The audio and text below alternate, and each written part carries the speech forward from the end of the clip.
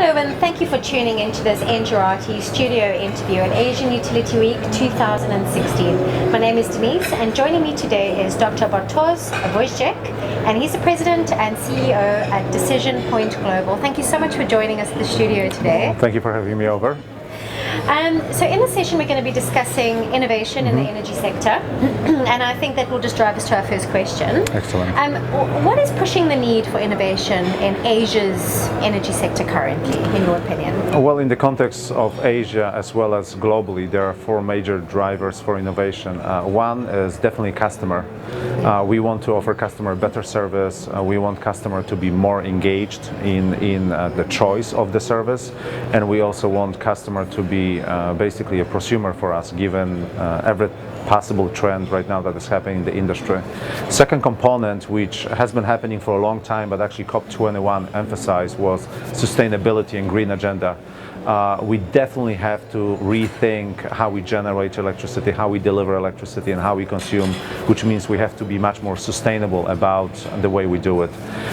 Third element, which is also very important, is that we need to figure out how to be much more reliable and deliver power much more secure to the customers, given much higher expectation of the quality of the service. So overall, utility performance on the network piece is a very important aspect for innovation. Yeah. And of course the fourth one, but not the last one, not the least one, is anything around enabling new business models that basically drives efficiency on the business performance, capex, opex, and make sure that businesses are much more efficient in how they deliver businesses to our customers. Okay, great. What challenges do innovators and startups experience here in Asia, and are there challenges different to those experienced to their counterparts in Europe and US, or are there challenges quite unique to this area? Well, we deal with a lot of startups in Asia and all over the world, and in general, life of the startup is very challenging because you have to first of all deal with huge complexity of the energy sector. Second of all, energy sector is regulated, which means innovation has a different form than traditional Silicon Valley, because the time to decision is much longer, the time to sometimes prove the technology is much longer. Therefore, startups really have to find a way how to maneuver and find itself in the jungle of a bit slower market, although there is innovation, but the market is very much slower due to regulation and approval process. Yeah. That means how you raise the money for the startups is different, how you assess the risk is completely different, as well as ability to find a lot of customers. And we have to understand very important aspect that there's a lot of startups that do a lot of similar things.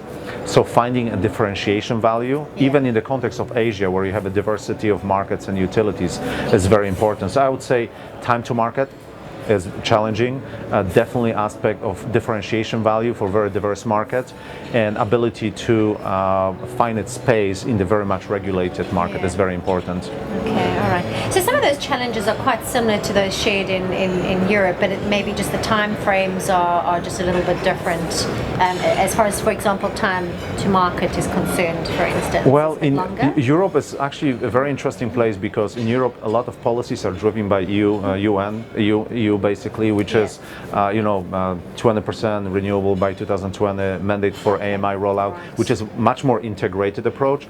In Asia, every country has their own policy. Every country has its own unique regulation perspective. So to get as a startup to market, you really have to be focused and deliberate where you want to start. You just cannot broadly enter the market like you would do in Europe. So that's a big challenge in Asia. So that'll bring me to my next question. What are the most exciting countries in the region at the moment that innovators and startups should probably really consider? Well, that's an interesting question because each specific country has their own innovation energy agenda. If you look at Singapore, how well they are driven top down by government to become sustainable, to become a CleanTech hub, to become a smart city by 2020. When you go to Japan, a huge push into a type of distributed energy resources. So I think many countries in Asia have their own objective. From our perspective, where we like to do business is definitely Singapore. And the reason for Singapore, because Singapore has a very nicely laid out top-down government at the different level strategy of encouraging investments and startups to come. They have a very solid financial mechanisms in place.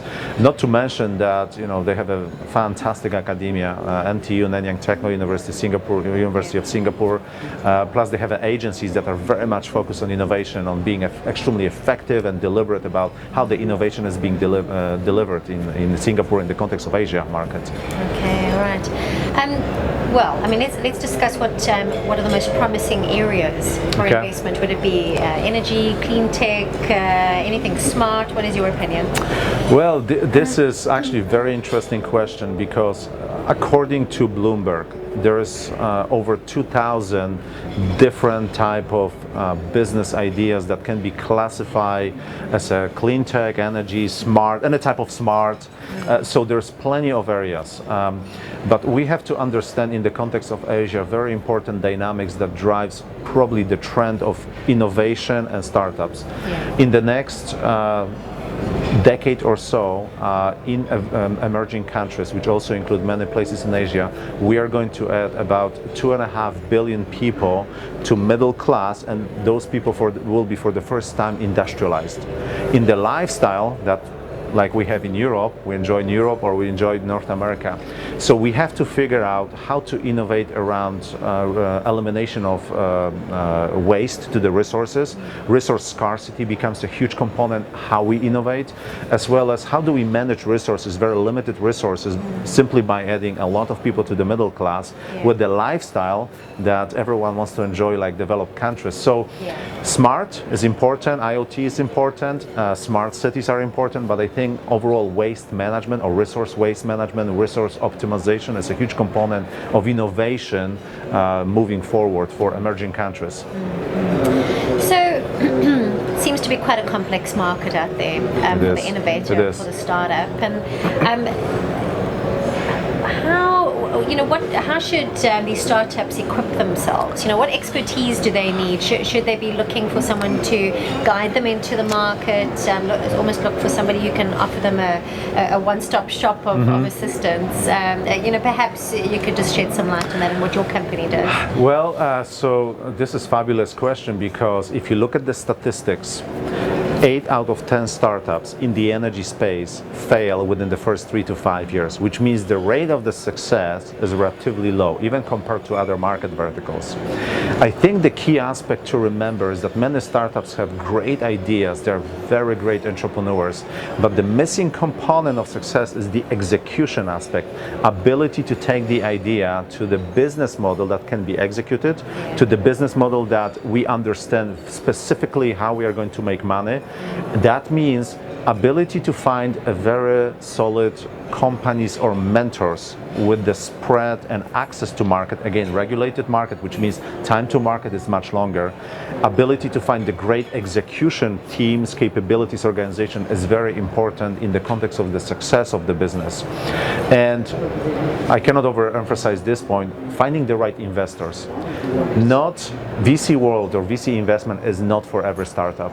It is very important to find the right portfolio of investors who have enough patience and ability to understand the risk in the market like energy that is much longer to commercialize something.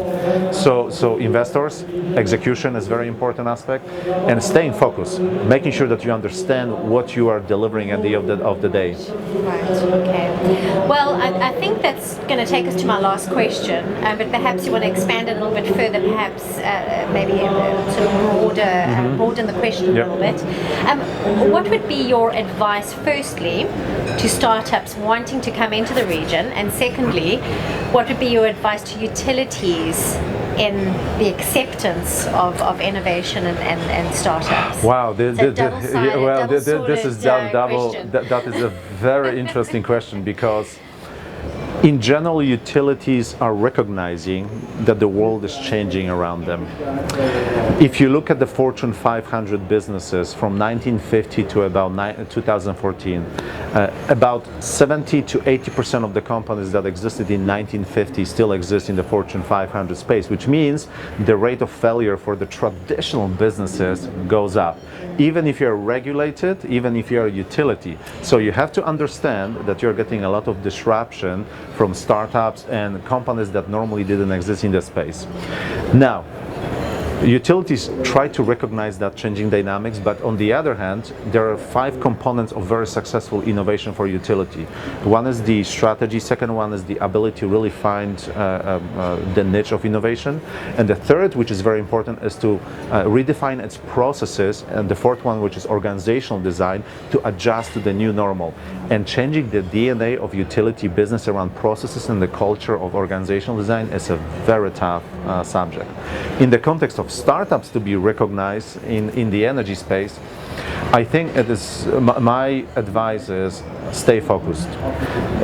There are so many companies who try to do the same thing, and if you cannot well articulate your value differentiation and stay focused on what you want to do and be consistent with that, that's a first probably road to a trouble and failure in the business. So staying focused, and I very often say understand the utility space, understand how utilities get paid or how utilities get compensated for innovation. Right. Because this is still not a market where truly a market driven approach. It's a regulated rate case. You get paid by rates.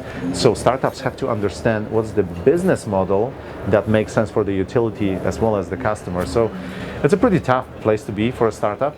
It's not like a typical Silicon Valley approach where you really define the customer value and then you can drive for the outcome. Yeah. Regulation definitely brings complexity on both sides, on the regulation, on the utility side and the startup side. So anyway. Sound advice for both ends of the market. Thank you so much for joining us in the studio. I hope you enjoy the rest of the event. Oh, thank you very much for having me over. It's a pleasure. It's a pleasure. And to our viewers, thank you so much for tuning in to the session. If you're wanting to gain more insight into Asia Utility Week, please have a look at our playlist on engerati.com. Thank you.